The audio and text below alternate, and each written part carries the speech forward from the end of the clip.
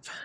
Hello and welcome to Above the Fold Live show, episode 7. And today I'm going to be your El Capitan. I go by Aero, aka Femi. And joining me today, our usual panels, Nuns and Moses, aka Adam, and Hello. NeonDemon, aka Scott. Hello. How you guys doing? Good, man. I'm all right. Yeah. All right. Thanks very much. Excellent. How about yourself? We're good. We're good. Another end of the week with some very juicy stuff to cover, which we'll be going into shortly. So on this week's show, we will be covering the PC game show live that went out earlier this week, as well as the EA Play Live, and also announcement from Cyberpunk regarding another delay. So, Another one. but we shall get into those juicy topics anyway. But first, we had the PC gaming show presentation, like I said earlier this week. Did you guys have a chance to check it out by any chance? Yes. Snippets I of it, stayed yes. up. I stayed up from midnight to watch it. Yeah. Yeah, I mean, What do you think It about has it? some- Just your thoughts. it has some good stuff, but I set my own expectations, and I wanted Mass Effect Trilogy remake, and it didn't provide. So, yeah, nothing could quite top that, unfortunately.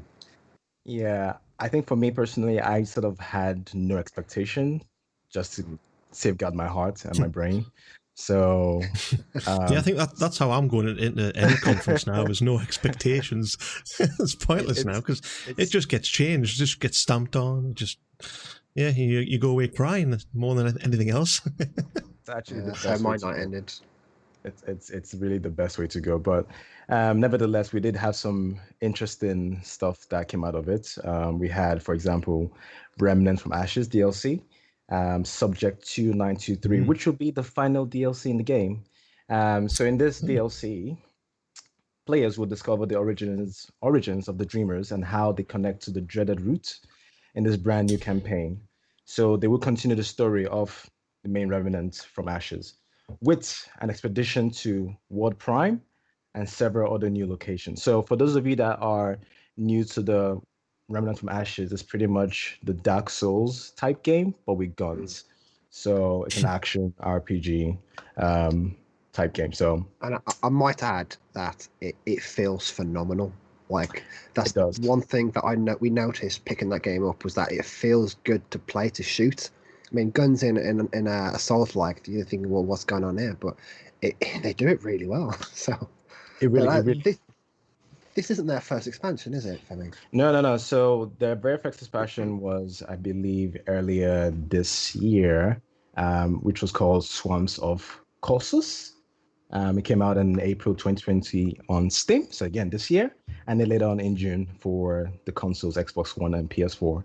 But with this new DLC, we're gonna have new zones, bosses, so new bosses, new armor, new weapons, and quests in all different types of locations, from rural lands and abandoned military base on ruined earth to the frosty and unforgiving heights of the mountains world of Resium. So yeah, it's a lot of meat on this one, and similar to the last DLC, which included or actually introduced the survival mode. I don't know if you've had a chance to check it out, Neon, No. but it No. is crazy. And this is not from my experience. This is from somebody that has played it. I don't know if he's in chat. Shout out to Doc. So he's played the survival mode, and it is absolutely nuts, but it's such a good time. So, yeah, I am eager to actually jump in, because, as you know, we both got it on the Xbox. You now have Yeah. it on the PC. Yeah. I mean, we pretty much beat it. Would you actually recommend these expansions? Have you played the first one? Have you? So I'm currently going through the whole game again. 'Cause like you said, we did have it on the Xbox, but I'm playing it again on PC. But from what I know from the people that have played the first DLC, the Swamps of Colossus, it is pretty good. I'm seeing the skins that they have. This dude literally has a sword on fire. Like, that to me is already when you have a fire sword, that's enough for me. It's like, yeah, okay, Yeah. this looks dope. So just the game itself, regardless of DLC, I would recommend it.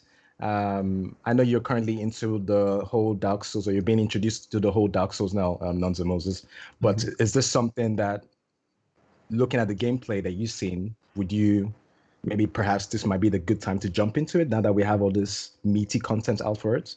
Yes, I think it's a perfect time because it's got to a point where it's on its last DLC and it's polished. Yeah. We are. I mean, we've us three. We've just recently bought the game on PC. We haven't really jumped in too much. We're quite late to the game. Now we are planning to co-stream. I think it would be very good to jump in. I'm looking forward to it, to be honest. Just a few little throwbacks here and there, but yeah, I'm really looking forward to jumping into it. Yeah, I think we also have some gameplay, if I'm not mistaken, or not.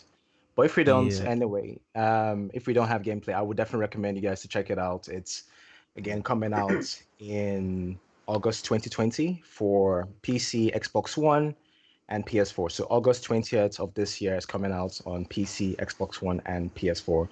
It's gonna be pretty dope. So is this the last expansion? It's pretty much the last DLC.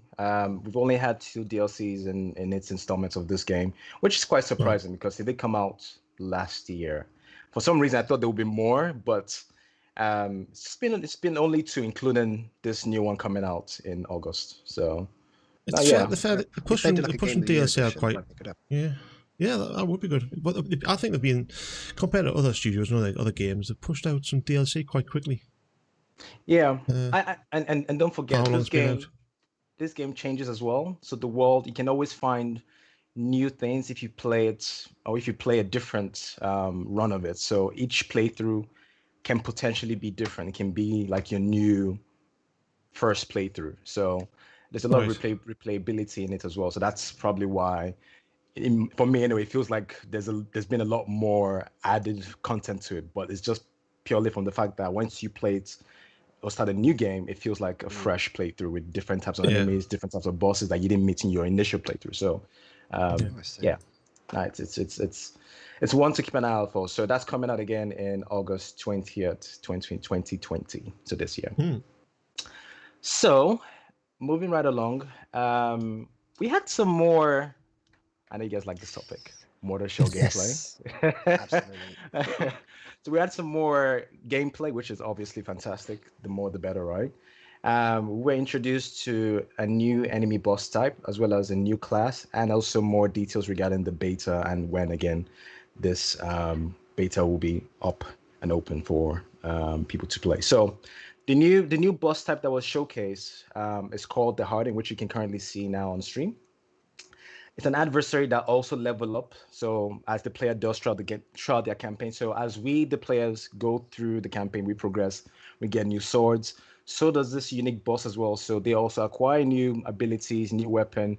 And then you can actually see that the Harden is actually using a specific hardening skill where when you attack the boss, or when the boss attacks you and you use the skill, it pretty much nullifies any damage. So this is our first time seeing a unique boss that does a specific ability that us players will get to obviously use. So I think that's really cool. I mean, what was your impression when you saw this type of enemy boss type? Did you guys think it's a cool mechanic? Do you think it's gonna be crazy meeting this dude once you get to the very end stage, or what was your first take when you saw it anyway?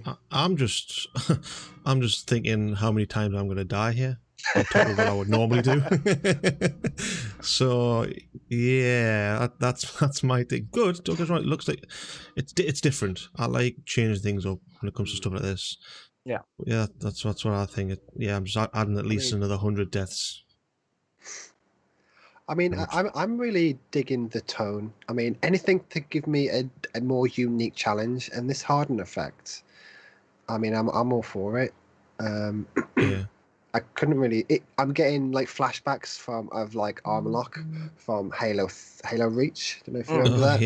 Yeah. That was frustrating, but for a boss fight, that's fair. But it's very evident when it's hardening. But it seems like they both have that ability. But it's fascinating to see that an area. Sorry, a boss can.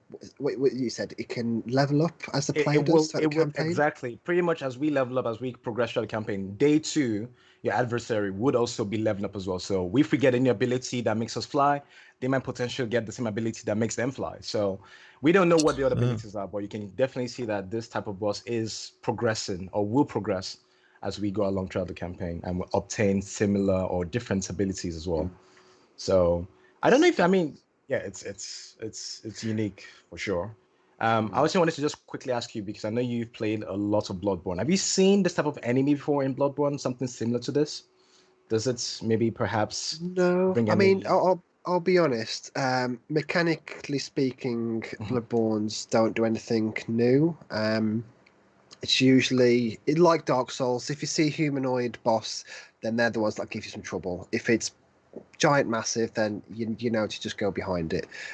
Which is why I'm looking forward to this, because watching this again, it looks like there's a lot more involved. I mean, having played Sekiro, the hardest boss for me personally, bosses were the humanoid ones.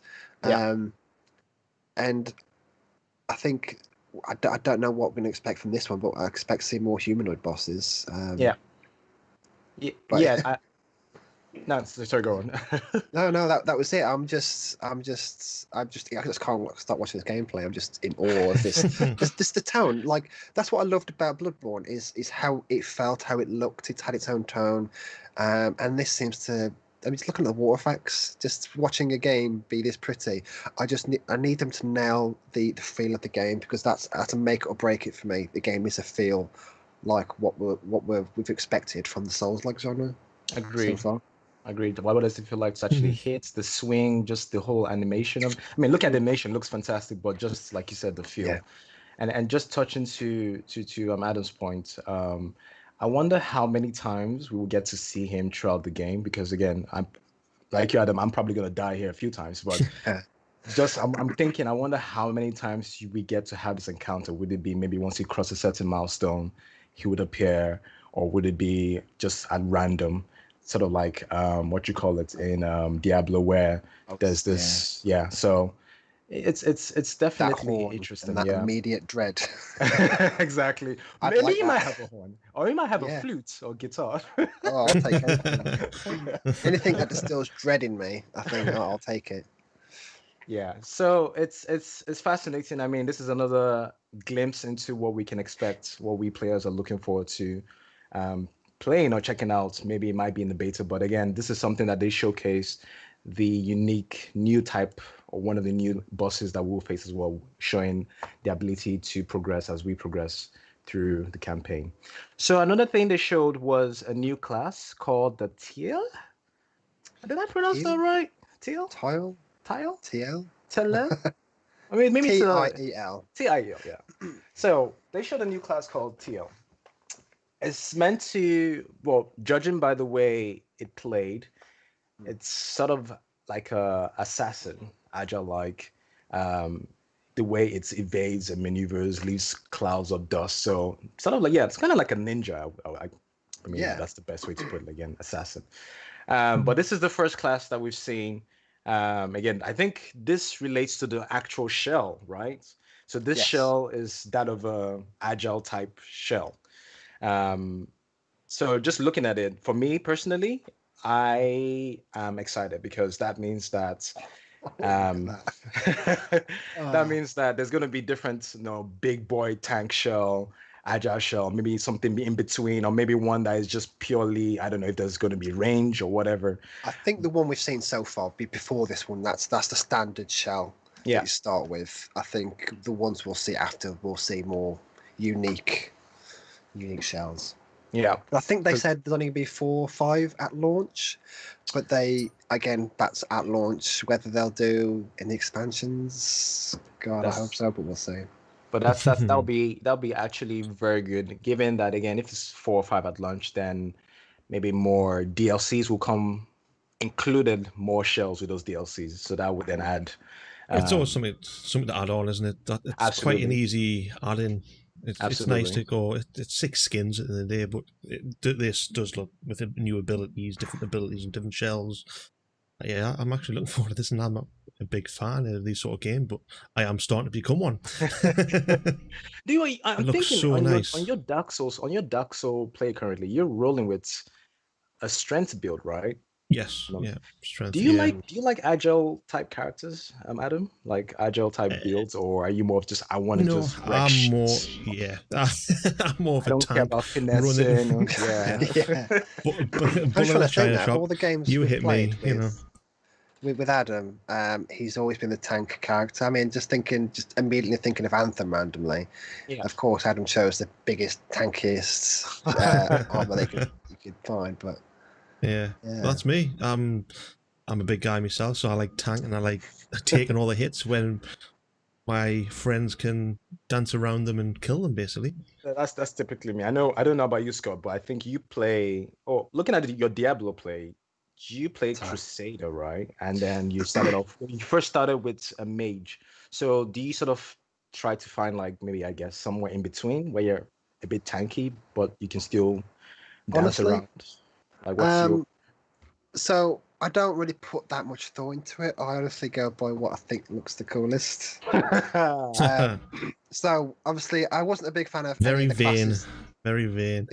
Hey man, I can only look good one kicking ass, and it's like just thinking about like Diablo. It started off with a mage, then they come out with the expansion. I was like, Crusader is it? Then they come out with a Necromancer expansion. Then I was like, yeah, that's my jam right there. But I mean, looking at Destiny, I'm a warlock.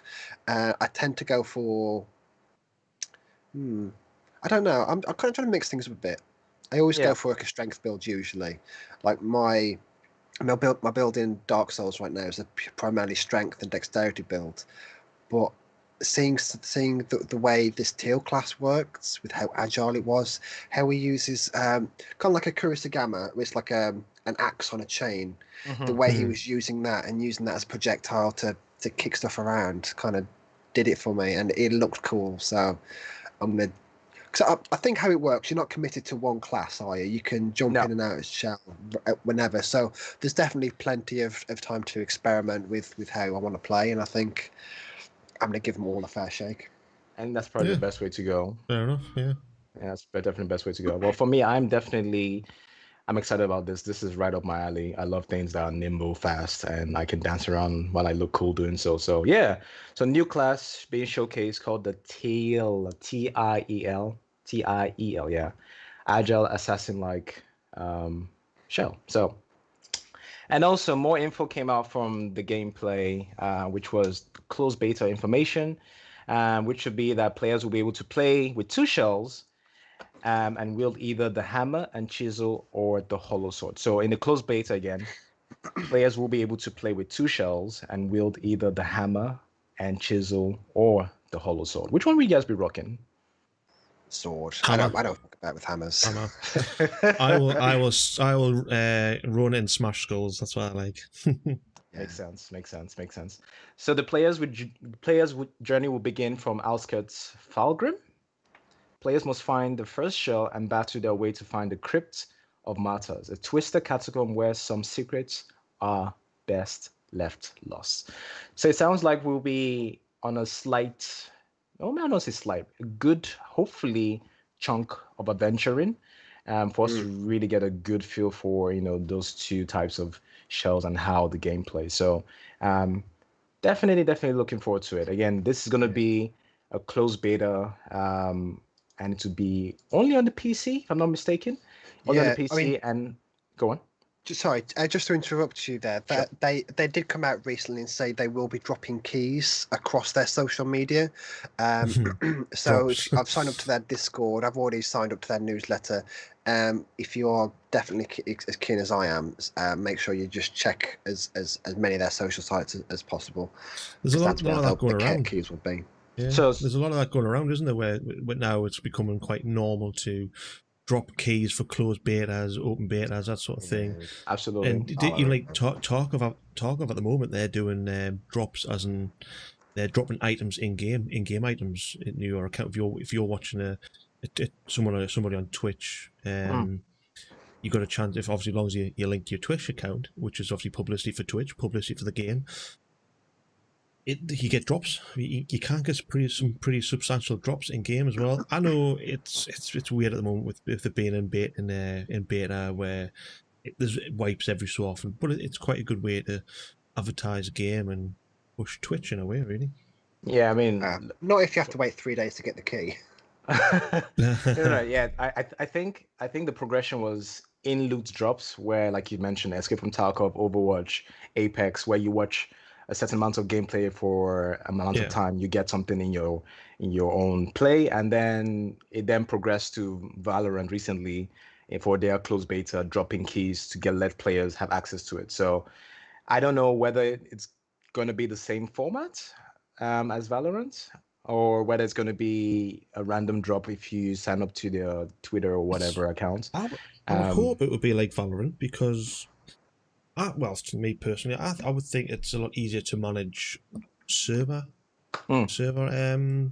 build up and make sure the game can run. I suppose then again it's a single player game, but you know what you get what I mean. It's hopefully not everybody dives on the same game and maybe tries to connect at the same time and just kills everything, and then you go, oh, well, it needs to connect to some sort of server for you to play single player.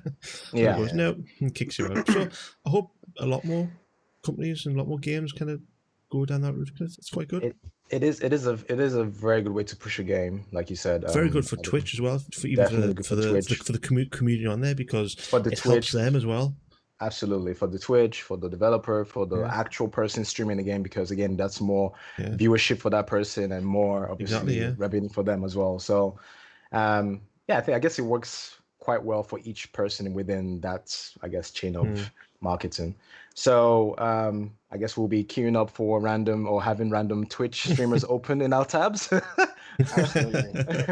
Mute site and continuing with our business. So but yeah, again, thank you, Scott, for that. So what Scott has said again, that there will be keys being dropped. Follow their Twitter handle, is that correct, to get more information regarding that.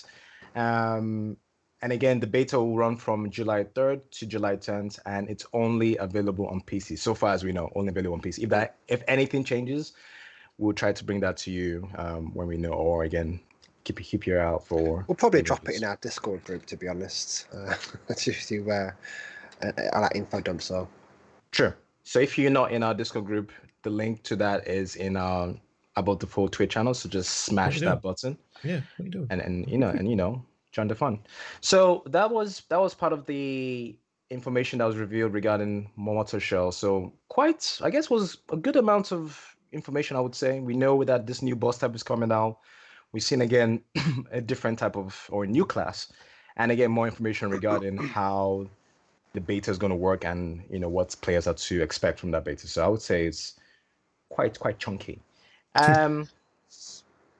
So next up, we had our first sighting of Twin Mirror. It's a psychological thriller. I said trailer. I want to say run the trailer, but I had it all mixed up. Yeah. So Twin Mirror, it's a psychological thriller by the developer Don't Nod. I love that name. They're known for Life is Strange and Vampire. Have you guys played any of those two titles? I'll start with you, Scott. Have you played Life is Strange? Or I have not played Life is Strange, but I have played Vampire, which is a very random game. I literally purchased it because it's set in the industrial period, and you play as a vampire and you had like decision trees. So I'm not surprised that's made by the same people.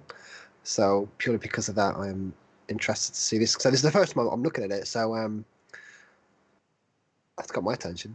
Yeah. What about you, Adam? Have you played any of the titles from? No.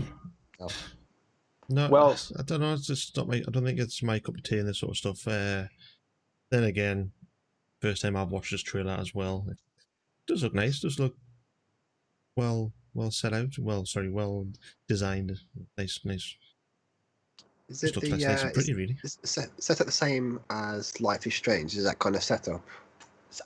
Okay. So just to give you guys some context. So we players again will play as Sam Higgs, a former investigative journalist who returns to his hometown of Basswood in West Virginia to say his final farewell to his best friend. It soon becomes clear that there are more chapters to be written in his troubled history. So, forced to confront his past, Sam, which is us, who we're playing as, finds himself torn between reconnecting with his loved ones and using his unique intellectual abilities to uncover the town's dark secrets. But how do you know who to trust when you're not even sure you can trust yourself? So, I would say it's probably for me reminiscent of maybe style of Detroit Becoming Human, where Sounds players right, choose yeah. choose their own path kind of thing. So there might be multiple layer of options. Okay, if you go down this road, then it might be resulting to XYZ consequences. So they've said that players would choose their own path. So they're really emphasizing of players being able to, create their own story throughout this, or create their own decisions throughout the story. Um, it's coming out in 2020. That's all we know. No set dates when this year, but I'm excited about it. Ever since I played Detroit Becoming Human, I want more of this type of story-filled, let me make my decisions Yeah. type game. I could probably recommend a few for you. There's some cracking Telltale ones. So, is this current gen only? Do we know if this is a next gen title as well? So no information was released regarding whether it's going to be on whether it's going to be on next gen. What we know is that again, this was showcased on the PC gaming show, so I imagine it's going to obviously come to PC. I don't know of any other information whether it's coming to next gen. I would imagine so, but again, I don't want to say with absolutely that's yes, but I would imagine so. But what we know that this is coming out in 2020 and PC, and there we go, PS4 and Xbox One. I stand corrected. So I stand corrected. PS4 and Xbox One. So, but I don't know whether it's coming to PS5 or the next Xbox gen. So, but that's something that we need to keep an eye out for. But again, I am pumped for this. I'm excited about this. I can't wait for it to come out. I know you again, Adam. You said this is not really a type of game, No. but don't worry, it's fine. You shall experience it through me because I'll be playing Yeah, it exactly. first day. That's what I was just about to say. Yeah. It's these sort of games that I like to experience watching on Twitch, watching on YouTube. I love playing through with somebody. I think this sort of stuff. So yeah, I'll be tuning into yourself to watch this. What about you, Scott? Would you play this yourself? Absolutely. I mean, I've always been a big fan of these games. Big fan of the Telltale games. Wolf Among Us remains to be the best one I've ever played. I am interested in playing Detroit as well, but Play it. there's only so many games Do you it. can have on the Yeah. on the queue at once. But this one, yeah, I'm interested. I mean, I'm getting a lot of Alan Wake vibes. Yeah. So yeah. I'm It's good. That's a good it's show. got my attention. Obviously, there's no real gameplay here, so I don't know what to expect really. If it's been like the Detroit, then the whole thing could be like a movie with quick time events. But it's got my attention. Anything. I mean, I love these kind of games. To be honest, these kind of thrillers, like psychological thrillers, especially. Yeah. So yeah, I mean, I'm easily down for this. Easily. Awesome. Oh, well, looks like I'm watching 2 Twitch streams. God. Yeah, it should be interesting. So more information to come out, I guess, at some point during this year. Moving right along, Outlast Trials. This caught So me off guard. This one. yes, this was also showcased by on the PC gaming show by the developers of Outlast 1 and 2, Red Barrel. So I know you guys are in some capacity. You've all experienced, both you, Adam, and Scott. You've experienced. We've Outlast experienced franchise. it. Yes. Yeah. I know. Have you finished the second one, Nuns? Outlast No, 2? Outlast 2 was a letdown. I would say it was a letdown halfway through. Outlast 1 was too scary to play. So I got into that. I did play it, and then I went. I like to keep my pants in order, So I stopped playing that one as well. Well, you finished Outlast 1, didn't you, Scott? I couldn't. So Corrected. He did not finish Outlast 1. Okay? I got pretty far, and I needed a break. Like I was being chased in some kind of well or something. And I'm like, well, Well. I just couldn't deal with it, so I turned it off, and then I turned it back on again. So, um, and I love those kind of games. I genuinely love them. But there was the start of the game where you're running to turn the power on, you're being chased. I don't like being chased, especially if I've not got any weapons. And I Except just a couldn't take it. camcorder. Get away! Throw it. Yeah. Yeah. It's got a lot of jump scares, and there was just one scene particularly where I literally squealed at the top of my lungs, and I've not been back to it since. But it's again, I've been meaning to go back to it. Like I bought it on the console, and I bought it on the Switch. Yeah. Because I fully intend to go through it, but I don't. From what I've seen of Adam's stream of the second one, they've probably gone in a different direction. I don't really find the woods to be that scary No. personally, so that kind of setting doesn't really do much for me. But I'm gonna check it out.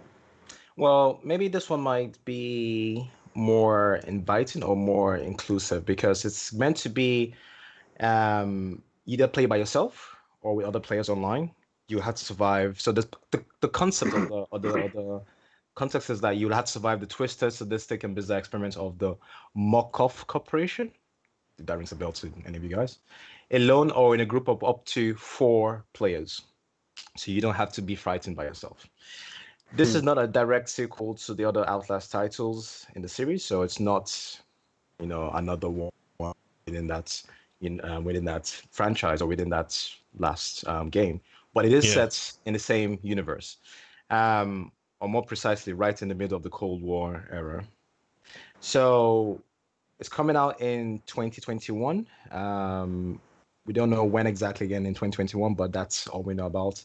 Again, this potentially will come out for the next gen consoles as well as on PC. But now that we know, now that we can see that it's up to 4 players, you don't have to share that. You don't have to survive the horror by yourself. Would this be something that you'd be more, I guess, more up to, given that you can play with other people? Yeah, 100%. I think that's...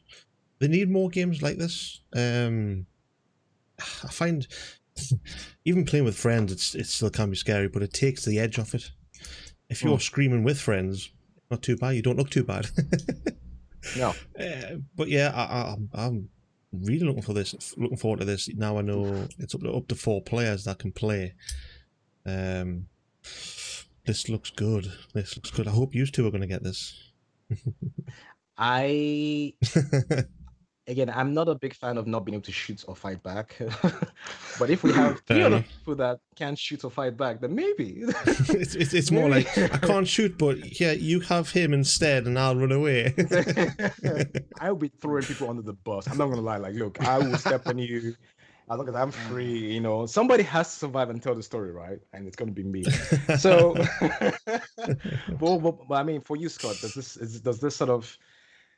I know we have GTFO, we have all these games that are survival horror, but if it's gonna be the Outlast take on it, where you have no guns or no weapons or whatever, how do you think this is gonna play out with other people? I mean, in your sense, I can't really understand what's going on with 4 players. Is it gonna be like a Dead by Daylight situation? Is it just gonna be like Outlast 1 but with more people? I just don't know enough about it to say I'm definitely getting it. I want more gameplay. We saw a little glimpse of someone grabbing someone's arm, so maybe there are some kind of interactions, pulling people up, assisting people. Yeah. But I think, I love so far the setting is back where it should be, in an insane asylum possibly. Yeah. So I'm happy about that. Gameplay wise, I want to see it first. I want to see what the gameplay looks like. I love these trailers. Right. They nail a certain tone, but I need to see more gameplay.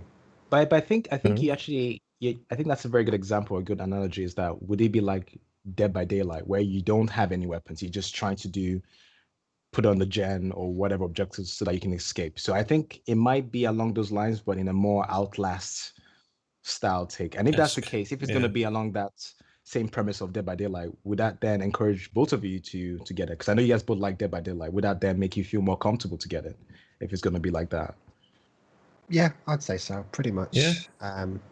As I mean, the difference between these kind of games and Dead by Daylight is Dead by Daylight has a lot of more fantasy enemies like ghosts and shit like that, whereas this is more grounded, but it's just really fucked up people. So I don't know. Yeah, probably. It's. I mean, I didn't know about it until recently. But I am ready for another horror game. I'm just about there. I mean, Okay. especially with Resident 8 being shown off the other day, I can't get enough. I want more. For me, I would say, and just again, I don't know if you have something to add else, Adam, but just to add to this, if it's gonna be running and hiding, but with more people, I might be more okay, given that I have other people with me. But I don't think I would have to see again. I would have to see more what those mechanics would be for me to say, okay, you know what, I'll get it. It is very early stages, that's why I'm so thinking. yeah. Early stage, yeah. We do need So more again, info. It does look nice. I'd be interested to see how scary it is with 3 other people, because I know me and you, Femi, we've played Dead Space 3, and that wasn't that scary at all. But that might just be the game. I was gonna say because from what and you can correct me. Wasn't Dead Space 1 more scarier than Dead Space 3? Oh yes, yeah, absolutely. But I think. Well, then again, but to saying that might just be a shift in the way the game, because the first one was more horror focused, and the second one it kind of got implemented a lot more action and set pieces. So I think that might be why. Yeah. Yeah. Well, that's Sorry, Adam. No, all right. Okay, so that's Outlast Trials coming out in 2021. So keep your eye out for that one. And now I shall pass the baton to Adam to talk about Dead Matter. Ooh. Yeah, well, I heard about this a while ago. Thought nothing of it because there wasn't much to go off. But this has been in the pipeline since 2017. It's a game called Dead Matter. What Dead Matter is, well, basically, it's a crowdfunded sandbox survival horror game. Which when I very first seen it, obviously it had nothing on there. It was very basic. It was way pre-alpha, and they're getting to a point where they're going to release an alpha test. So what this is, I'll see. I did have a trailer. I did actually find a trailer. But what it is, you can settle down in one of the many homes of the expansive map that they're creating. It's all set in Alberta, Canada. Yeah. I'll actually play a quick snippet of a gameplay trailer. Bear in mind, this was back in 2018 and has had some updates since then. But maybe not. When I was. Oh, sorry, go on. Sorry. No, go ahead. Sorry, what were you saying? I was just saying when I was actually, because when you brought this up about this game, and I looked around looking for gameplay and whatnot. What I saw reminded me of DayZ. Would that be a good example or good analogy for this type of game, or does it do something completely different to it? No, it's a cross between DayZ. What else is it? Oh, 7 Days to Die, I think it's called. I've just lost everything. I'm afraid my whole computer is froze. I hope it's still up and running. Sorry about that. That was very weird. I'll not be playing that YouTube video because that just killed my computer. I still can't get anything up. And it's fine. Don't worry. I mean, I think. Sorry. So basically, it's a big map. They've only designed one map so far, so it's in Alberta, Canada. They set a load of houses. You can get to a point where you can settle in a house or a factory, board it up, barricade it. It adapts to whatever play style fits the player.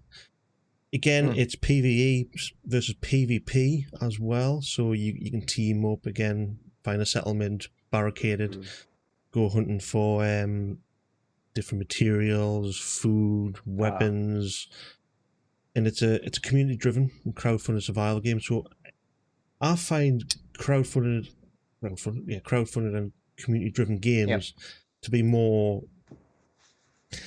They've got a lot more control for one, so they can push the game towards what the community wants.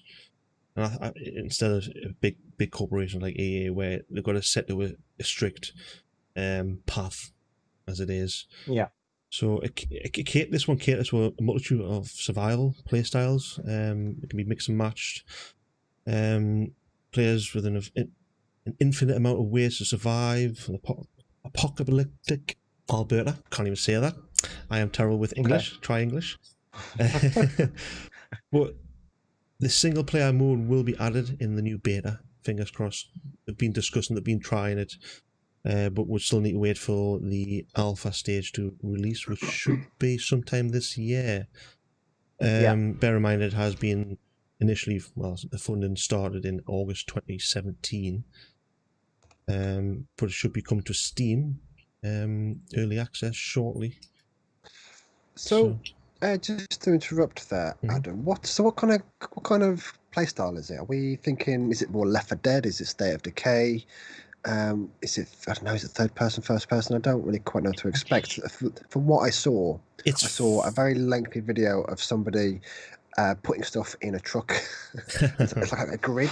So pretty much how you store stuff in Escape from Tarkov, it's got that for not only like your own inventory, but as well as external inventory, like back of a truck and stuff like that. So what can we expect for gameplay? Gameplay is first person. So if you think about DayZ, it's fairly built around DayZ in a way, where it's a zombie-packed post-apocalyptic world. That it also adapts though. It adapts to what the players are doing in the community, how they are surviving, how they are barricading themselves. That barricading system is quite interesting.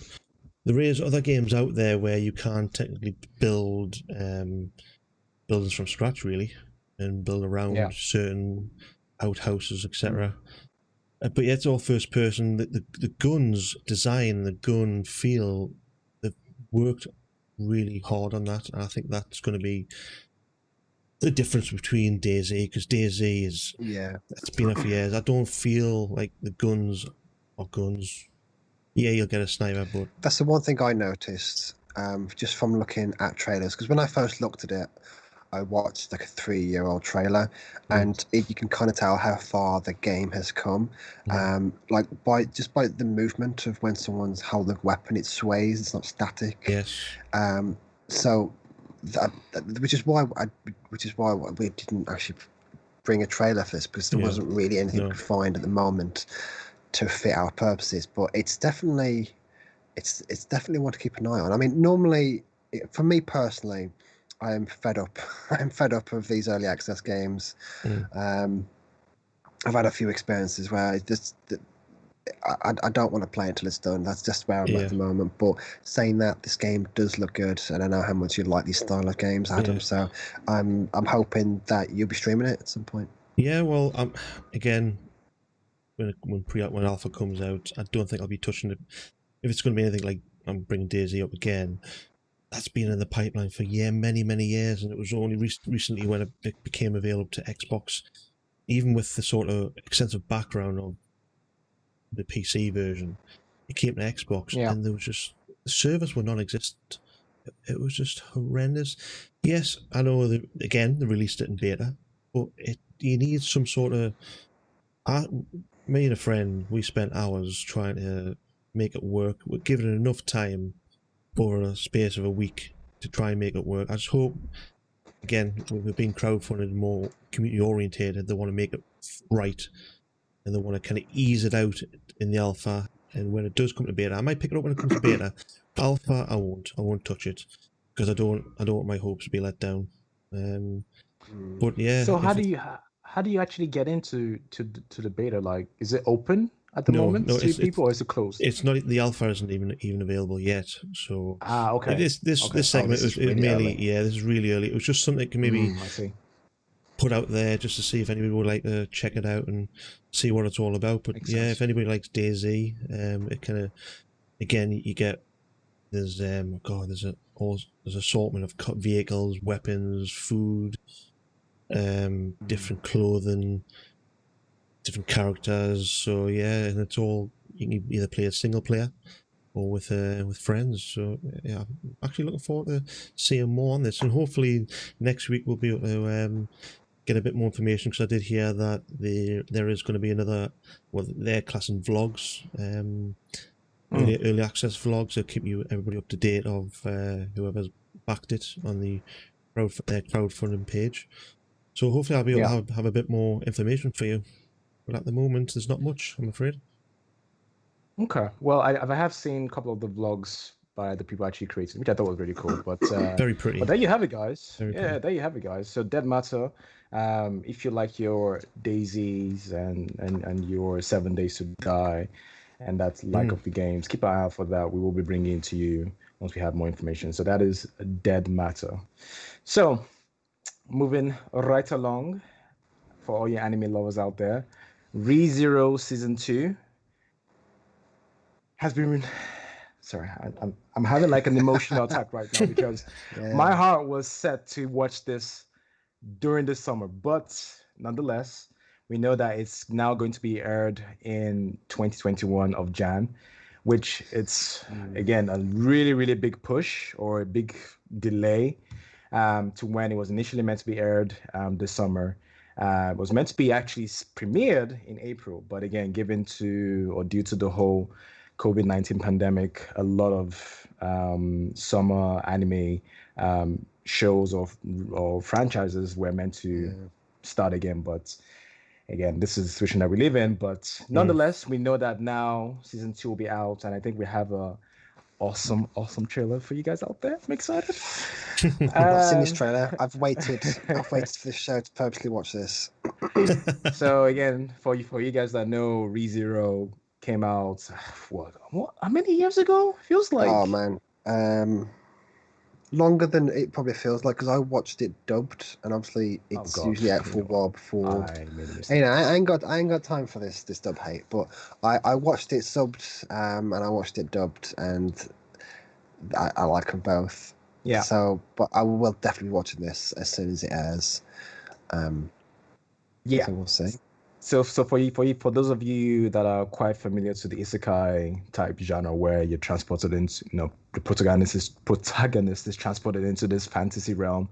This is not your typical one where he's OP, magic, everything, he blows up. Absolutely not. This is absolutely completely different. It will make you think a lot. I do not recommend watching this at night, because it freak the shit out of you as well. So, but it's fantastic if you need a different, more realistic in this realm. That's a nice way to put it. Yeah, in this as realm, realistic as it can be. As it can be, exactly. Check out season 1. I can't recommend enough. I think you put me on it. You put me on ReZero, Scott. I remember. Yeah, I did. Yeah, it came out. I forget when it came out, but I've watched it so many times. They've recently rejigged the current season, so I don't know if you know about this, Family, but they've rejigged it, and by that I mean they've cut out a lot of filler, and they've put it into like almost an hour-long episodes. Yep. I've yet to finish watching those, but I just love how it can be quite dark, and I don't use that word lightly, like dark joke there, but but it's sorry, it's a very serious anime, but it masquerades as a happy-go-lucky kind of comedy, but when you get past that, you start to feel sorry for this guy. Honestly, it's powerful stuff. It is very. I mean, like you said, I think that's probably the best way to put it. It does masquerade itself as it's all. But once you get past, like, I think it was the first one, I really realized, like, within the first 30 minutes of the first episode, like, wait, this is not the typical. Because I was expecting him to like realize that, oh my god, I have powers, and no, it gets dark really fast, really, really fast. So, for you guys that are waiting for season 2, again, it's coming out in 2021 January. Keep your eye out for that. I'm excited for it. So, just a bit of an announcement there. So, moving right along to even more delays. We just getting delayed everywhere. Cyberpunk has been No. delayed again. So it was announced that it's going to be pushed to 19th of November. Initially, no, actually, it was first delayed to 17th September and then pushed to 19th November. Now, there was a quote from the co-CEOs, Ivinsky and Badowski. Thank you. I pronounced that perfectly. Thank you. Regarding the decision why it was delayed. Right. So this is what they said. And despite we think it's the right decision for the game, we would still like to apologize for making you wait longer. Our intention is to make Cyberpunk 2077. Got that right? It's something that will stay with you for years to come. In the end, we hope you understand why we did what we did. We need to properly go through everything, balanced game mechanics, and fix a lot of bugs. A huge world means a huge number of things to iron out, and we will spend the additional time doing exactly that. So, just right off the bat, guys, I'm going to start with you, Scott, because I know you probably feel this the most. Yeah. When you heard this, what was your first response, your initial emotion? Oh man, well, I went through a series of emotions. It was dread, then understanding, and I looked into it and I thought, you know what? Well, that'll drop in the midst of the next gen consoles, so there's going to be a lot happening anyway up until then. So I get what they're saying. There, it's a big open world. But I mean, like, get this. Let this sink in for you. Like, so, Witcher 3 was their first open world. That's one of the best games ever made. Yeah. So they're really going to town on Cyberpunk 2077. They want to make sure it's right. They've said it's done. The game's done. They want to polish the shit out of it, which it's very rare. I mean, they could probably get away with it because they have so much goodwill in the community right now. Whereas, you know, if EA wouldn't be delaying games, they'd drop it in whatever state it was in. So they've earned a lot of goodwill. So I'm more than happy to wait. Yeah. I can be very patient for this company because, like I said, Witcher 3 is my number one game. I think I'm just saying that I'm just take all the time they need, if you ask me. I mean, if they take another 6 months after that, do it. Make sure the game's perfect when it drops. And I think just touching back to what Adam said regarding DayZ, how it just had so many issues. For you, Adam, how do you feel about developers just in general taking, pushing games back so that they can get it right? Like, do you feel like at some point they just have to push it out, or do you feel like, you know what, take as much time as you need, but does that then create a lot more expectation that, look, you're gonna have to bring this out fire, like for you, what does that, do you feel like, okay, it's fine for them to take time, or do you feel like, you know what, just release it and we'll deal with it? I agree with Scott. I don't want to see more developers and publishers just releasing games willy-nilly just to make a quick buck. Oh, they can push back games as far as they want, as long as you're right. Like Scott says, it gets done, it gets polished. I don't want to see. I think obviously what you said just there.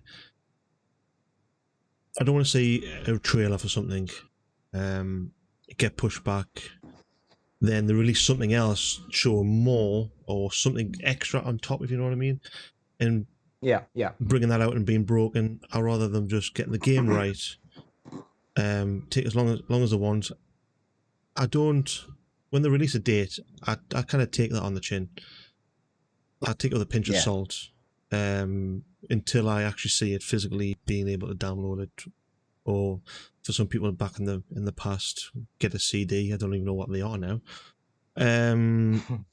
But yeah, I'm hoping they like this. Well, they've owned up to it. There's a lot of bugs, and of course, there's going to be a lot of bugs.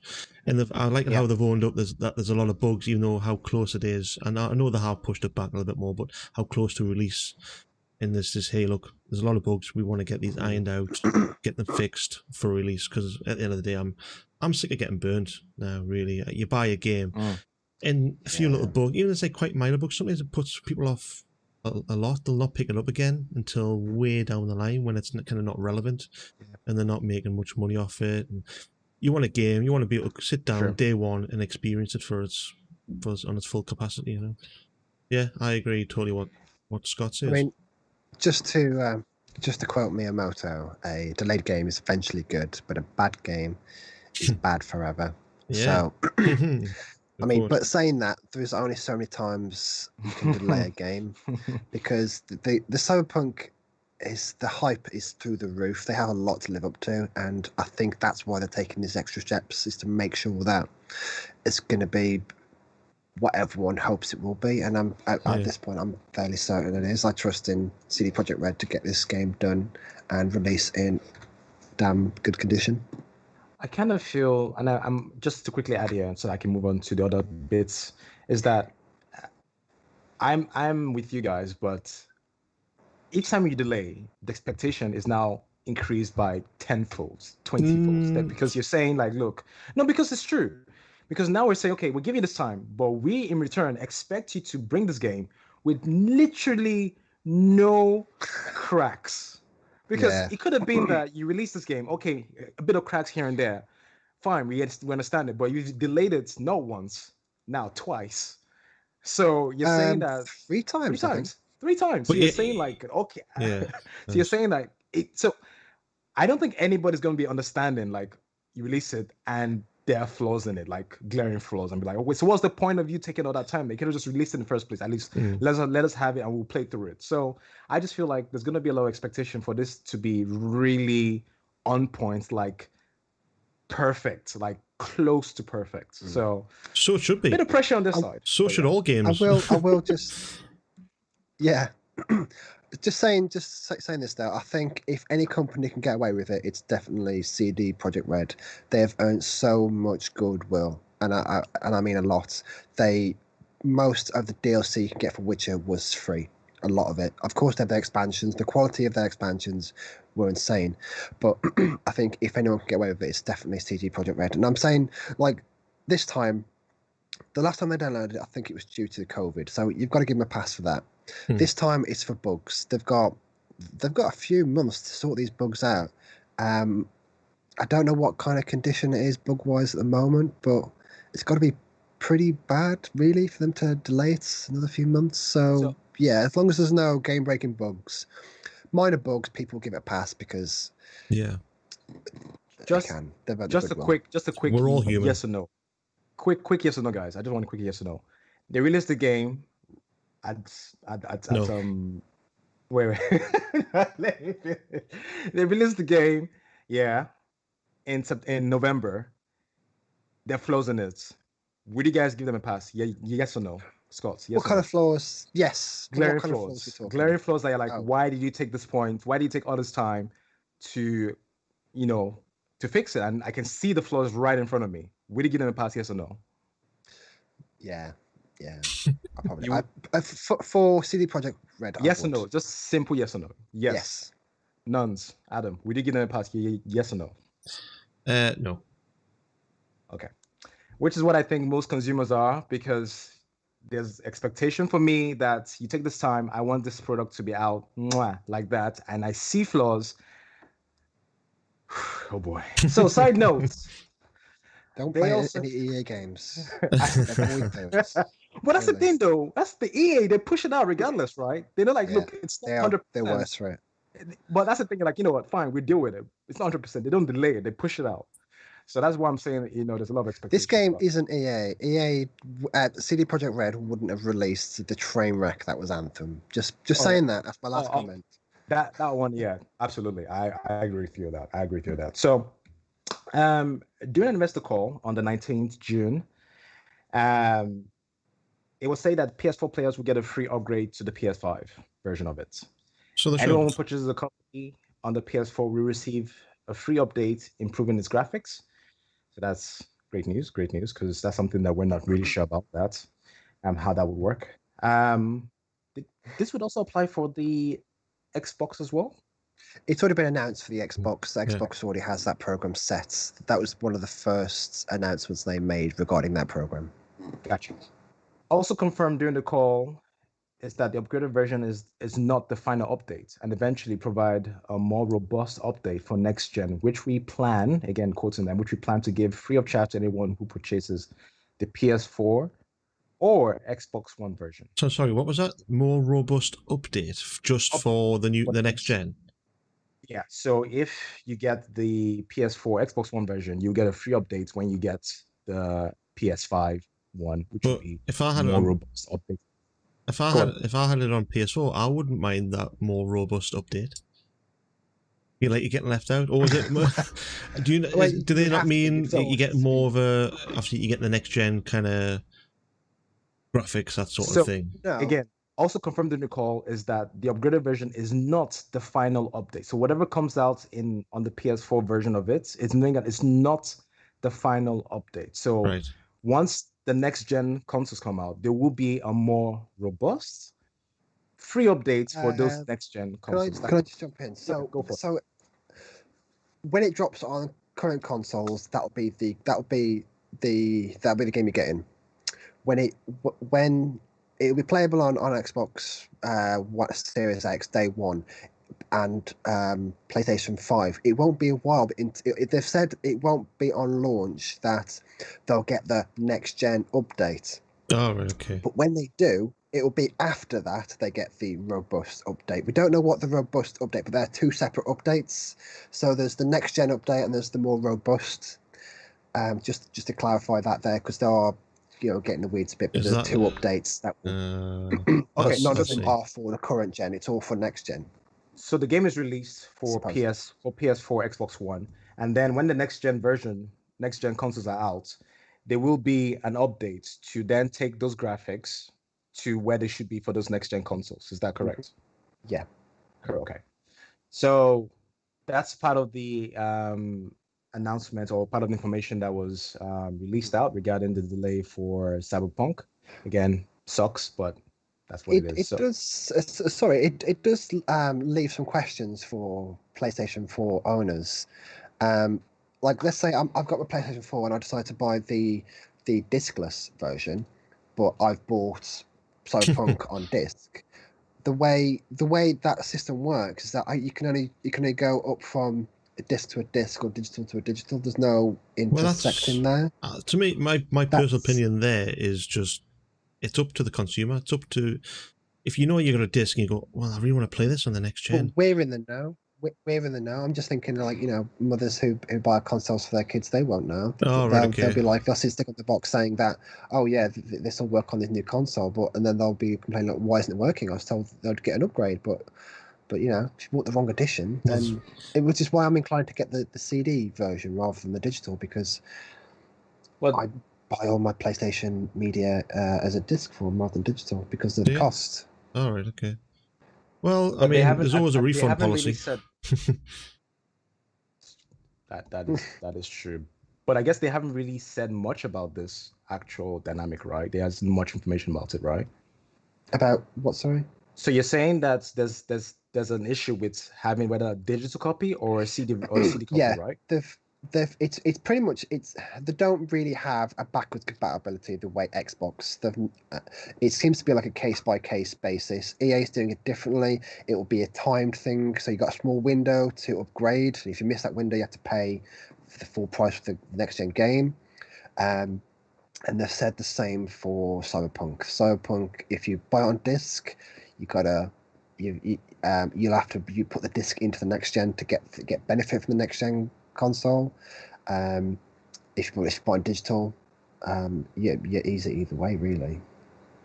But it's just something I thought that was interesting. They seem to be taking it as a case by case basis rather than Xbox just saying it'll just work. So fair enough. Sorry. No, that's fine. I don't better. own. I think it's good that you're sort of highlighting this. I don't even own a PS, so the things that you would know that myself I don't even know, and things you might see that people that do have this are thinking about this issue. I'm wondering, okay, how do we then attack this? So that's fair points. So moving right along, we also had the EA Play Live show, which was very interesting. They announced a couple of things which we'll only take out from that show just to put some more light on. Star Wars Squadron. Dum, dum, dum, dum. So I think there was already information about this before the EA Play Live went out anyway. So the Star Wars Squadron, developed by EA Motive, is meant to be a first-person space dogfighting game where players assume the role of both New Republic pilot and Imperial fighter pilot. It has a single and a multiplayer experience. Now, the single-player experience will have a campaign that is set a little bit after Return of the Jedi. In the campaign, players will be able to create two pilots, then alternate between them during the missions. So that's the single player experience. So we do have that. Again, for me, looking at Battlefront and all those type of games, they didn't interest me because I wanted to play as a Jedi or I wanted to play as a Sith, but I couldn't do that in a campaign type story. So this will offer you that experience, obviously not fighting on land, but in air. It's more of a more of a campaign service. Yeah, I'm fighting land, but in space. Exactly. So that's for me. That's already great. And also for those people that do like the multiplayer mode or multiplayer experience, it will contain modes such as dogfights, 5v5 battle, fleet battles. So the fleet battles will feature multiple phases, which will start with a strategic planning phase in a social hub. And all these game modes will have AI fighters included in them. So I don't know what capacity those AI fighters would play. Maybe it's just to make up the numbers, to make it look more packed. Well, we don't know, but they will have some involvement in it. In addition, the game would also allow players to have an array of customizable options. For those of you that like to deck out your cockpits, don't laugh, and cockpit readouts, there will be options for players to change their sensors, how they look, or their speed indicators, their ship status, their combat display, power management, all those things you need to get your space fighting going. Also, there will be skins or ship paint jobs, and as well as bobbleheads and other trinkets to deck out your fighter. There will be crossplay. So this is one of the themes within the EA Play Live that they really sort of pushed, that more of the games would have crossplay functionality. So there will be crossplay for this and VR support for the PC. Now, this is not just here. We're just going to throw VR in it. They actually had it in mind to have this game fully have that support in VR. So it was built in that, I'm looking that forward. in mind. Not just like, you know what, let's just throw this VR in there so that we can get more people in it. So no, the experience will be that of well thought out.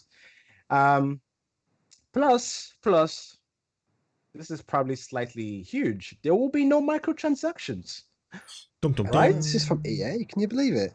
It's Breaking nuts. news. It's nuts. And it will be coming out in October 2nd, 2020 on PC. So on PC, that will be Steam, Origin, and Epic. Apparently, Epic will have it as well. PS4 and Xbox One. There was no announcement for when this game will be out for the next gen consoles. Google Stadia? And it's not. Say again? Google Stadia? Or has everybody forgot about that? Google Stadia.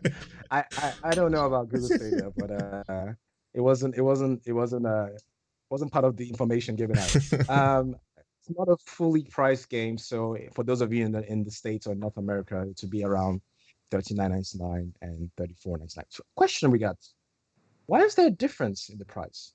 What is that? So $39.99 and 30. Oh, that's pounds. No. Never mind. So $39.99 and $34.99. $39.99, $34.99 in pounds. There we go. My fault. So could have worded that better. Scott, I know you're pumped for this game. Quickly, just tell me, hearing all of this, hearing there's going to be single player experience, customizable, no microtransactions, because I saw a plethora of different things you can do with your ship. All of this, how do you feel about it? When it was announced, I was like, I was surprised. It's a game I didn't know I wanted, and it's a shock. Watching the gameplay trailer, watching them go through, listen to game, like all the stuff, I was like, oh, this looks really good. Oh, those aesthetics looks nice. That's how they're going to milk us. And then I saw no microtransactions, VR support. They are ticking all the right boxes for me, and it just looks amazing. They've gone into more depth with this space combat than they ever did with Battlefront 2 space combat. They seem to borderline the simulation where you can convert energy to shields, control. Like if you're looking at the game, it's a first-person game. You're inside a cockpit, and you've got actual readouts. You have actual readouts that tells you different stats about your fighter. But I mean, it just looks gorgeous. Presumably it's using the Frostbite engine, and I just like how colourful it looks. I am so stoked for this. I mean, me and you, Adam, we played a fair bit of the space combat and Battlefront 2, and we absolutely love that. And this is a day one purchase for me on PC to utilise that VR support, like without a doubt. But like campaign wise, that was a shock for me. Yeah. I wasn't expecting a shock, any form of campaign mode, but it's been worked on by Mitch Dyer. He's writing the story, and he was you might know him from IGM. He was a former host. He also worked on the Battlefront 2 storyline. Say what you want about that, but ended up being, I think EA are learning how to make a game the hard way, and this is the results of it. This is the positive thing about EA Access Play Live for me. I won't go into it now, but this was definitely the high point for me, and I hope EA learned from this, the positivity they can have about not ramming microtransactions down our throats. But I think what remains to be seen is how the game runs when it comes out. Well, because EA have released some shocking games and some bad quality. So, well, I hope they've learned the lesson, because they got taught off. They got their little bottoms spanked by Star Wars. So I'm hoping it does look gorgeous. Just watching the trailer, I can't keep my eyes off it. Like you said before, me and you, Scott, we really enjoyed the space battles that Battlefront had, and I wanted more. It was there. Don't get me wrong, it was there. It was fun, but it just wasn't enough for me. And now they've built on this. It's a very light experience. Yeah, it's very exactly light experience, and now they went more in depth. And I hope they're going to blow it out of the water. I hope. Yes. Yeah, it's EA at the end of the day. So fingers crossed. That's all I'm saying. Manage your expectations. Yeah, just look nice. Looks really nice with VR support. It's another first party game that there's not many games out there like this on VR, except for Half-Life. That's one of the main games that recently came out for VR. I'm glad there's more people like that, more developers, big developers like themselves, coming out, bringing games out for VR, because at the moment it's gathering dust. I haven't touched my VR in a while. I haven't even finished Half-Life. I've just had too much stuff going on. Fun with that, yeah. Well, so EA Motive did Star Wars Battlefront 2, right? If I'm not mistaken. I don't know. I think it was DICE.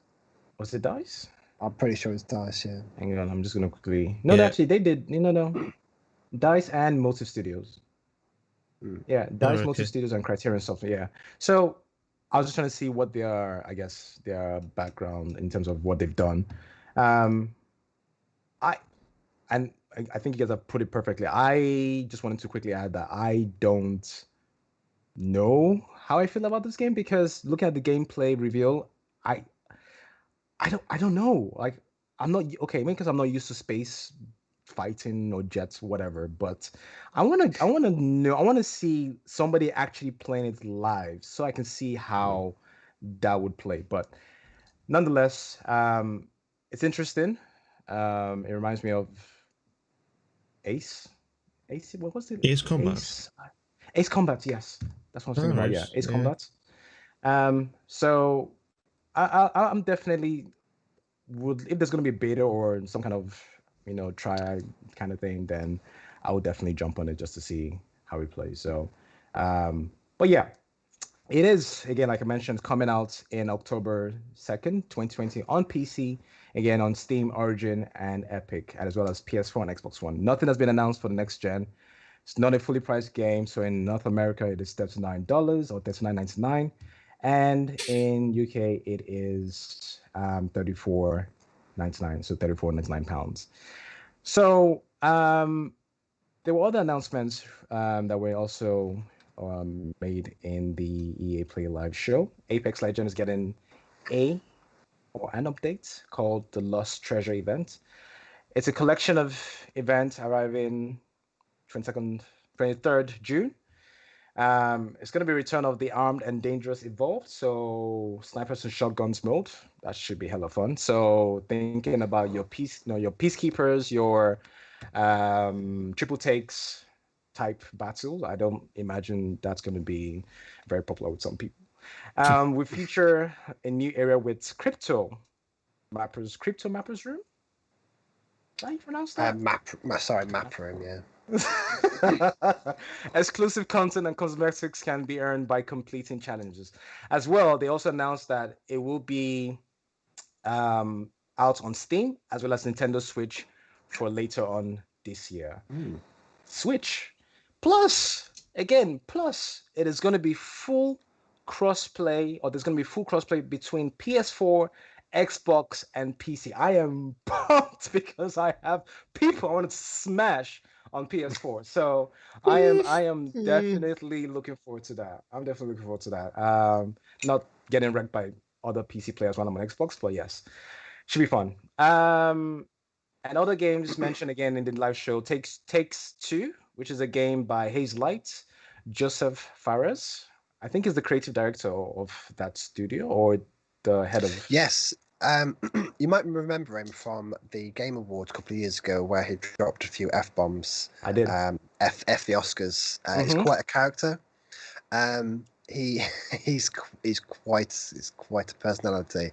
But as a person, he's completely bonkers. But the last game he made, A Way Out, was one of the best co-op experiences I've ever had. I need to play that. It'll be a great game to stream for sure. Play that. That's such a good show. So a game he's currently in work on is Takes Two. We know it's going to be a co-op action adventure platformer. That's all we know about it. Yeah. So given what he's done previously, like what Scott mentioned, A Way Out, cracking game, I imagine this to be equally, hopefully, as good or even better. Another game mentioned was Lost in Random by Zoink Games, the studio behind Faye. I don't know if you guys have heard of this game, Faye. Nope. Yeah. The game that takes place in the world of Random, a dark kingdom where every citizen's future is determined by a roll of dice. So that's what Lost in Random is about. The game that takes place in the world of Random, a dark kingdom where every citizen's future is determined by a roll of dice. You'll be screwed if you have no luck whatsoever. It's going to be a Tim Burton-like adventure game. I saw the art style of this. It looked really creepy. It looks insane. It looks like Tim Burton himself designed it. It looks phenomenal. Somebody mentioned, so I was actually streaming the EA Play Live show, and I said this reminded me of a children's cartoon, James and the Big Apple. Giant peach. Giant peach. Thank you. It's a fruit. So yes, James and the Giant Peach. So yeah, it reminded me of that kind of art style. Another game that was Tim Burton film. It was. Oh, there you go. See, I wasn't completely off track. Another game that was mentioned again was Rocket Arena. This actually caught my eye. So Rocket Arena is going to be the competitive third-person 3v3 hero shooter that is all about using rockets to literally blow up the competition. That's how they put it. And it will be released July 14th, so next month. Oh wow, yeah, so soon. Holy shit, that's pretty soon. It looked pretty done, pretty much. I mean, it's a arena shooter. It looked absolutely nuts. I was getting. Do you remember, guys? Gotham City Imposters? Do you remember that? Yeah. The 360. I'm getting vibes from that. That was a crazy hero shooter. So yeah, definitely I'm gonna keep an eye on. Yeah, I was really caught by that. Like that sort of made me sit up on my seat. I'm like, oh, this could be interesting. Rockets, explosions. I mean, hell yeah. So that's going to be coming out next month on the 14th. So I imagine on current gen platforms and PC as well. Yeah, probably on So, Steam as well. EA making a big push on Steam at the moment. so Steam and I guess their Origin store too. Um, and also for all of you Madden and FIFA enthusiasts, Madden 21 and FIFA 21 by EA Sports. Wait, EA Sports Montage. So wait, this is not a game. This is EA Sports Montage, right? Wait, I'm confused by this. Is this Madden 21 a game or is it?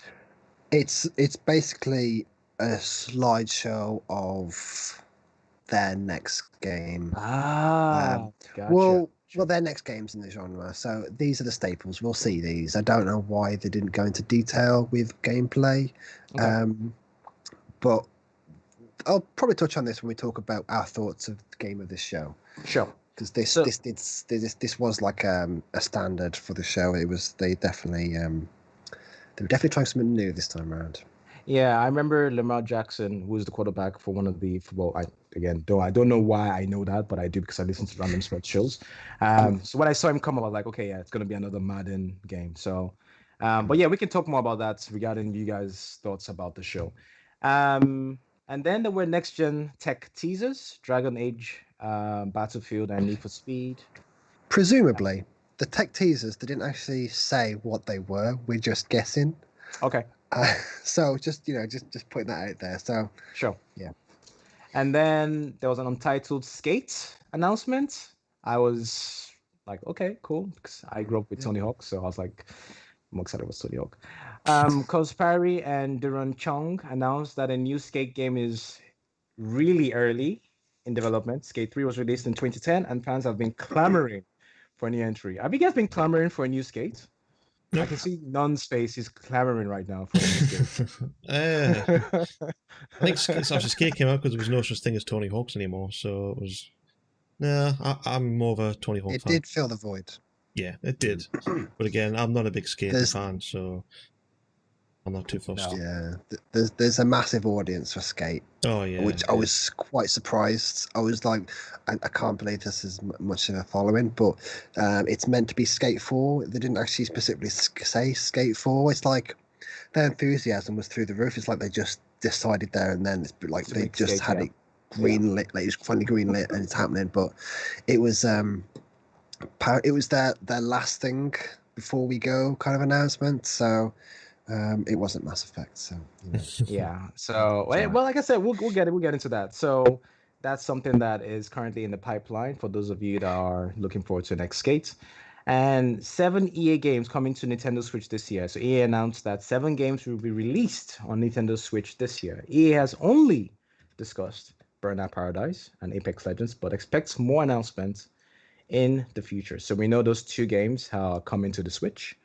The remaining 5 games, or if that's part of the if those 2 games are part of the 7 that'll be coming, I guess that's something we shall hear and I guess wait and see. So just overall, guys, I know Adam, if you haven't seen it, I understand because I know you had a lot going on this week. But overall, Scott, how did you feel about the EA live show? Right. Okay. How do I? So I've make it short and sweet. yeah. I'll try. I've got a lot to say on this subject. I was shocked and amazed that they would even have the audacity to put on a live show without announcing any next gen games. No announcement for next gen games whatsoever. This is a console launch here. It's absolutely crazy. Like I said to start the show, I had an expectation with Mass Effects. Didn't quite meet that. That's fine. That's my expectation, but that's fine. I mean, I did appreciate the Sims acceptance segment. That was really nice, and I'm glad they did that. I don't care about Sims like at all, but they decided to announce it's coming to Steam, and so is Apex and all that. So that's good for people who are excited for that. But no, the whole thing just didn't inspire any excitement for next gen at all. And whilst I'm looking forward to Squadrons, that's probably the highlight for me. I thought it was a rather poor showcase, unfortunately. So yeah, that's my feedback really. I endorse everything he said. So that's my feedback too. So no, but honestly, I streamed that. Same here. I'm just making this super quick. I streamed that when it went live. I had one of my regulars come in. We're just chilling, chatting. He had to go. When he left, that was when he ended. And I was there saying, wait, that's it? That's literally what I was like, wait, that's it? So lackluster. Nothing made me feel pumped for it. Besides Squadron and the whole crossplay push. That was the only things I was like, okay, Yeah. this is gonna be this is. I feel like they were sort of building it up to like something.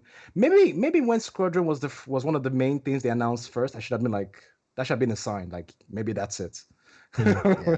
Maybe that's it. So again, I echo pretty much your sentiment, Scott. It was very, very lackluster, and I don't know what they were thinking, but anyway. I mean, I was sorry, just one more. I was genuinely surprised that they didn't. They've done this before in many games, so they did with Dragon Age. Like, why not make any announcement for next gen? Maybe just a title, anything. Give us something to look forward to. They didn't even give us that, and I'm seeing my opinion echoed through pretty much everywhere I go to, and it's just I don't know what's going on with EA right now. They're clearly going through some changes. Seeing a game like Squadron, it's not even a full price game. So what on earth are they doing over there? It's just, I mean, what I'm hoping is that they've got a big announcement and they're like, you know what, this will be on the Xbox stage. We won't have it here. We'll have it there. And maybe that's why they've got some stuff missing. Hopefully, that's my hope right now, because so far it was a pretty disappointing showcase. That's true. It's just we're only missing Xbox left for their own conference, all live. Bethesda as well, I want to say. As well, and Square Enix. I don't know if they've done theirs as well.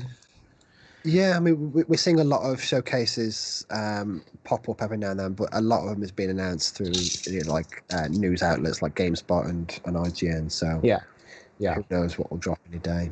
Weird times.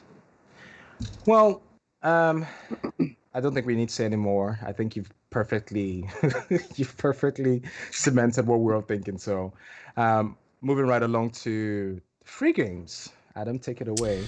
Yeah, well, I like this segment because I like free games and sales. But again, and talking. That's one thing I don't like. But anyways, as usual, well, I say as usual, PlayStation Plus, nothing on that front at the moment. But Games of Gold, Shantae and the Pirate's Curse. That's a platformer game. That is Games of Gold until the 30th of this month, so not long left. Then there's also Coffee Talk. It's a pixel art talking simulator. I might have to check that out. That sounds weird. It's pretty funky. Talking simulator? Sid Mora, horizontal shoot 'em up.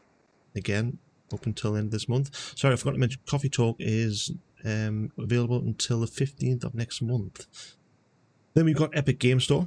We've got Pathway, again, another pixel art turn-based strategy adventure set in the 1930s. This game looks really good. It's published by the same people behind Stardew Valley. Femi, you know how much we like Stardew Valley. You mean you like Stardew Valley, but carry on. It's I obviously when researching this, I didn't know it was a thing, but it genuinely looks really good. Like art style wise, I mean, Chucklefish always produce quality titles like that, so. It's free. Check it out. Yeah, I don't mind I quite like the pixel art games. I need to start playing a lot more of them. It's so colourful, so pretty. I'll give you a list, nice. mate. I'll give you a list. Don't worry. I have got a list. I just haven't had the time to play. Anyways, on the good old games, GOG. If you want The Witcher 3 on PS4, Xbox, or Steam, you can get a free copy for GOG. So yeah. That's quite good actually. Now I'm reading that back to myself again. That's quite good. It's like, oh, this is very good. That's rather good. It's pretty handy if you wanna move from console to PC. Yeah, access it straight away. I might check that. I haven't got on console. Doesn't matter. Anyways, in other news, Injustice: Gods Among Us. The Ultimate Edition is free on PlayStation Network, Xbox, and Steam until the 25th of June. But again, notable mentions. EA adds even more games to Steam. Dead Space 3, The Sims 4, Titanfall 2, and A Way Out. New Pokemon Snap announced for Switch. Original game came to N64 in 1999. Jesus, that long ago. Yeah, man. Wow. Yeah, I played the shit out of that. I played the shit out of it, man.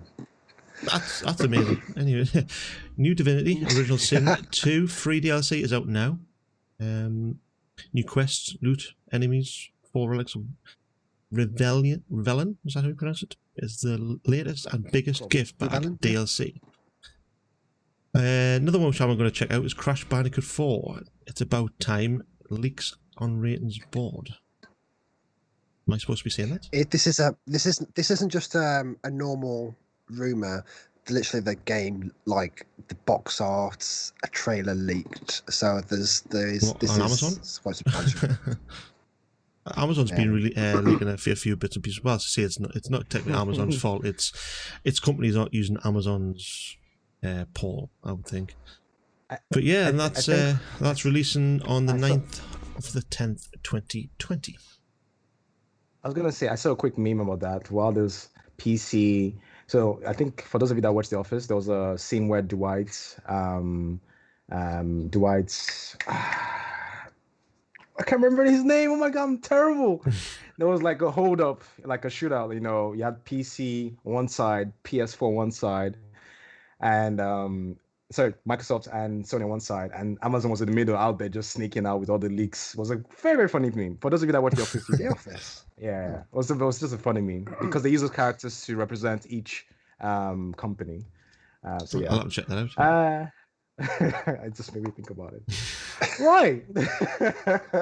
On that very unique note, why don't we get our asses going, shall we? Yeah. Dinner time. Dinner time? Okay. What are you guys playing? Let me start off with Mr. Adam. What are you playing? What are you currently watching? Or what are you streaming at the moment? Well, again, Tarkov has taken up way too much time. Way too much. You spent time. a fair bit of money on it, haven't you? I've spent, yes. I bought the Edge of Darkness edition, which gives you better ratings with the traders, a larger stash, a few extra weapons, a bit of cash. Yeah, I spent... Yeah, and again, I've spent most of the past, nearly 6 hours per day on Tarkov, if not more. Yeah, I've spent that's what I'll be doing. I'll be streaming a bit more on that. I need to get a schedule together of what games I'm going to be streaming. I'm open to suggestions. The past week has threw me off completely. I'm not going to that. So yeah, I'm open to suggestions. If anybody likes to make a comment, whoever likes to watch me stream, I'm more than happy to take your suggestions and mine and give them a go. But yeah, at the moment it will be Tarkov until I get my schedule updated. But again, you can catch me on twitch.tv/nunsandmoses and Twitter @nunsandmoses_live. Check me out. I stream Mondays, Tuesdays, Fridays, and Saturdays. Yeah, guys, check them out if you want to see top reverse MLG plays. So that's new. No, but go check them out, guys. It's a great time, fun stream, lots of laughs, lots of banter. And what about you, Mr. Scott, aka NeonDemon? What are you currently playing? What are you watching? So, full disclosure, my internet is utter crap right now, so I can't stream into that sort on Tuesday. I'm actually surprised my internet hasn't cut out during this call. Currently at a Starbucks coffee at the moment. Hello? Yeah. Are you there? Yeah. So what I've been playing, I am still going through Persona 5 Royale. That's been a bit of a ritual for me when I wake up in the morning. I do my bits and bobs and I chill out and watch and play a bit of Persona. Saying that though, I did blitz the Mortal Kombat 11 expansion early hours this morning. Yes, I heard phenomenal, absolutely phenomenal. It's I won't go into too much detail, but it pretty much kept me guessing the entire time, as opposed to the vanilla game can be quite predictable. So high praise. But once I'm back, I'll be hopefully finishing up the last part of Dark Souls 3, the Ring City expansion. Okay. I'm very close to the end, but once that's done, you know what? I don't know. Maybe more Destiny. Who knows? When are we seeing the Neo 2 stream? What the hell, man? Oh, mate, I need a palate cleanser before I can jump into that. I need. Like, I have just been doing Dark Souls and Bloodborne back to back Neo, and I need a palate cleanser. So I'm thinking, maybe a bit of Gears of War Tactics or something like that. But anyway, you can find me at twitch.tv/NeonDemon4. I'm also on Twitter. I tweet quite regularly at Neon_Demon4. And I traditionally stream Tuesdays, Thursdays, Fridays, and Saturdays, usually around 7 p.m. BST. So, Femi, what about you, mate? What are you playing, and where can people find you? Just before I get into that, guys, go check out NeonDemon, awesome streamer. He plays, like he mentioned, Dark Souls, Bloodborne, and all kinds of games. Really, really fun time, so check him out. Oh, thanks, buddy. I am currently, let me start off. I finished watching Gleifnir. It's an anime. It's meant to take on this whole survival. I don't know if you heard about it, but Gleifnir, yes, definitely check it out. It is so good. I finished. I guess I'm up to date with The Great Pretender. Another fantastic anime, different from all the other animes there. It's more realistic. And then I'm about to start the Tower of God, so I'm looking forward to that. So that's for what I'm watching. What I'm currently playing, Divinity, lots of Overwatch started going on back on Apex. What I'm currently streaming, we finished A Plague Tale, the last rat bender, which I wanted to tweet that out because it's all about rats in that game. So that was fun. We're gonna be playing Life is Strange from Monday. Ooh.